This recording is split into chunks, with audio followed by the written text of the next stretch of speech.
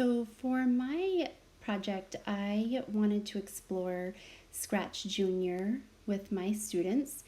We have been working on personal narratives during our writing units of study.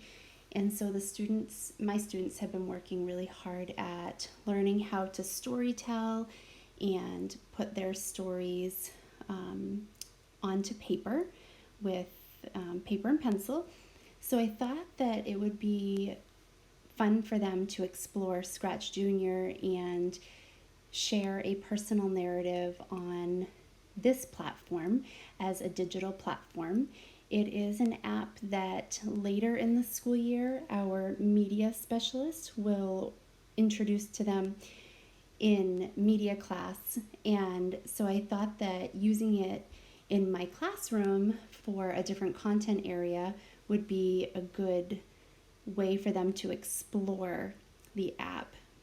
And then they'll be able to use it throughout the year between my class and in media class. So I first opened up Scratch Junior on my iPad in the classroom and did a whole group lesson on what Scratch Junior is. So I shared with them some projects that I did on my own when I was exploring Scratch Junior. So I showed them this Scratch Junior story that I created about my son playing soccer and scoring a goal.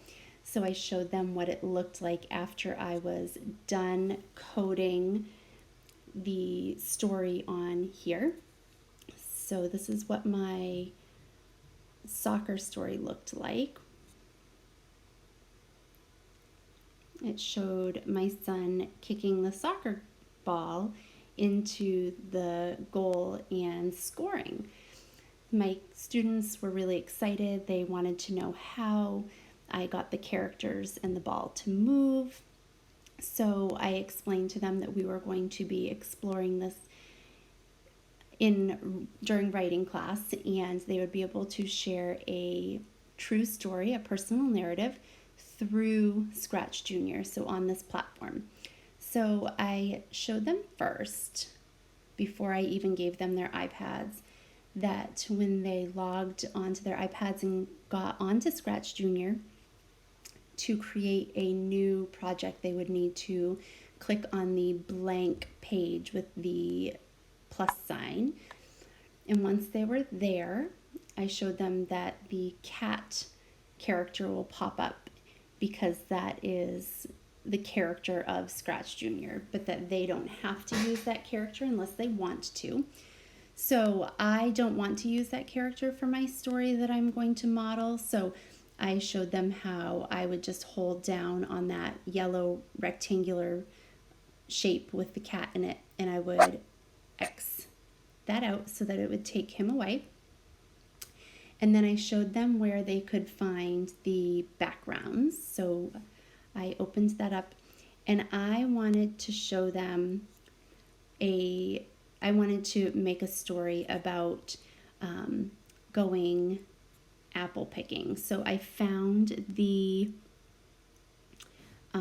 background that I wanted. So I want to have a fall background, but not with the leaves turning already. I want some apple trees. So I'm going to click on this background, and I said that I could see some, I think they're oranges on there, and I want to make some apples. So I want to edit this background.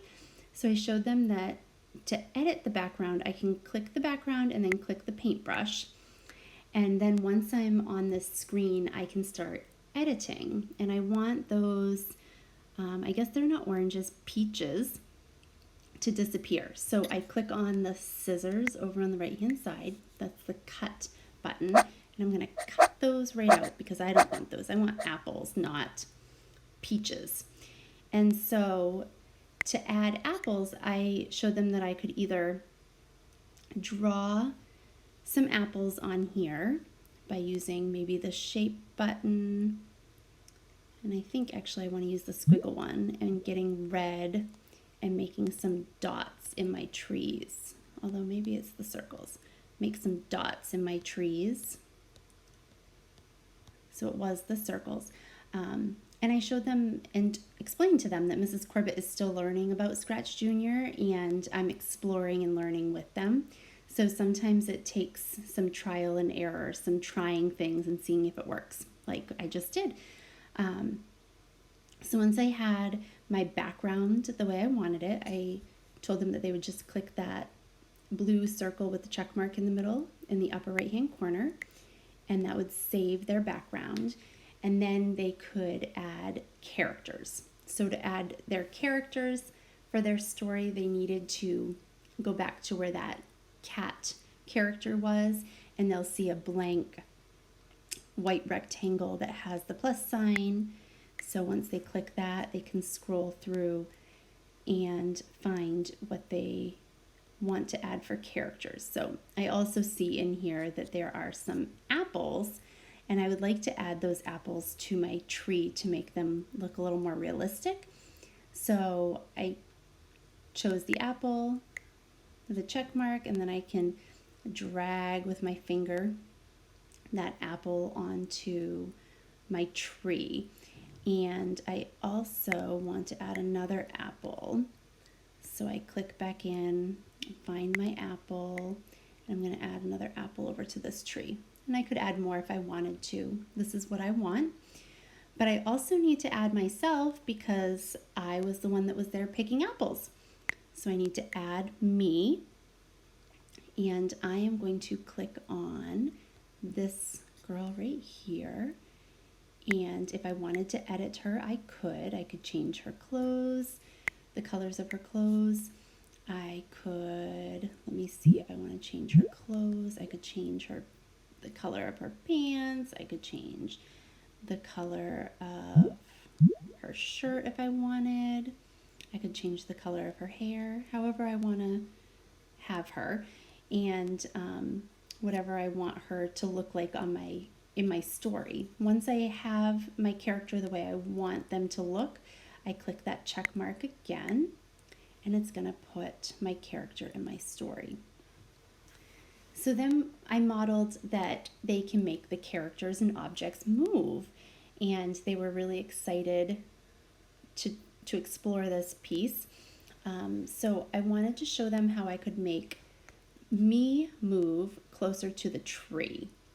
So I have my character starting here, and then I showed them that in order to code her to move, I need to start at the yellow button right above her down in the corner. And once I click on that, I can decide, do I want my character to start with a flag or when I touch them on the screen, or do I want them to communicate with another piece in my picture? And I want them to communicate with another object on my picture. I want them to communicate over here with this apple. So I am going to start with the envelope because that's going to make my character talk to the apple. And so I could change the envelope color if I wanted to. I am going to, I'll make it red. And when I click on the envelope, it's going to start the movement of my characters after I've finished coding. So from there, we went on to the blue buttons, which will make my character move. I showed them that they could go forwards or backwards, up or down. They could go in kind of a circle. There's different ways that they could make their character go. And I just want my character to go straight ahead first. We talked about how the little number underneath that forward arrow can change how many steps she takes going forward. So I'm going to try having her go 9 steps forward. And this part is really just guessing and trying and fixing and readjusting and getting it the way you want it to be. So after I make her go forward, I want to see if I move her up maybe, and again, this is just guessing, 4 spots, and I'm going to put a stop on here. So the red for stop. I'm just going to end that motion. I just want to see where she goes. So if I click on the envelope, how far is she going to go? Oh, well, I guess she goes pretty far. I actually would like her to be more over to the left side of the apple, so I'm going to maybe change this 9 to a 7 and see how that works. So again, it's some guessing and checking. Now, if I want her to start back where she was, I showed the students how next to the green flag up above my scene, there's a blue circle that has an X with a backwards arrow, and that will put her back where she was. So I changed my forward to 7. I'm going to see how far that gets her.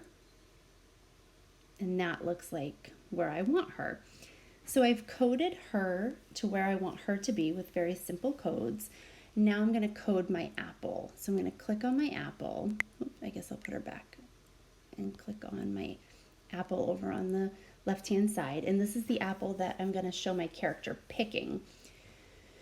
So I need to go back to the yellow button, and the envelope that I used for the girl in my picture is going to communicate with this envelope here I showed them.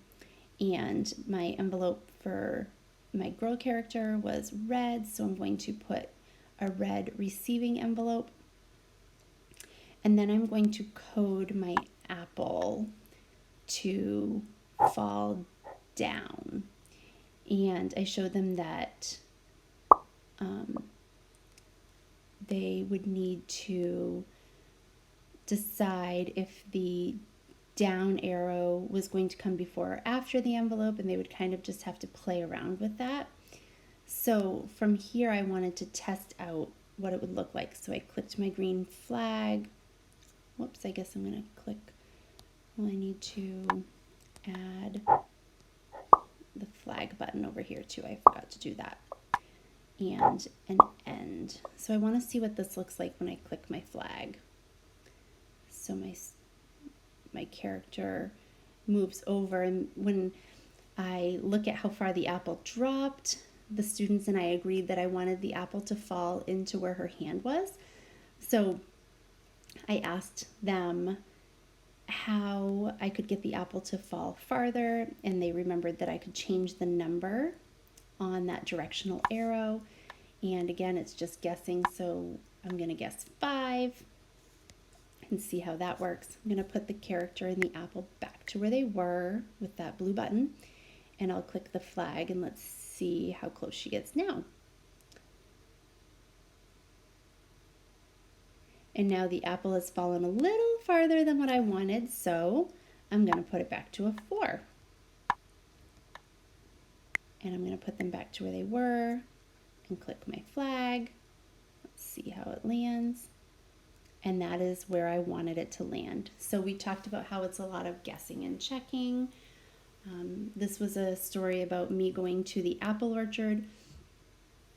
If I needed to have more pages, I showed them how they could add over here underneath my first scene in the upper right hand corner, how they could add another page and work on a beginning, middle, and end. Some of my students are ready for that. Some of my students really just focused on one page, which was absolutely fine.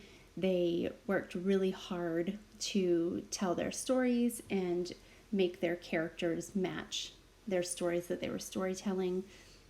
Throughout the year, I will continue to use this as a way for them to show me what they know, whether it be in writing or in social studies or science. Maybe when we do our butterfly life cycle, they could use Scratch Junior to show me their learning. I really like that this class brought me to Scratch Junior because I never knew that it even existed.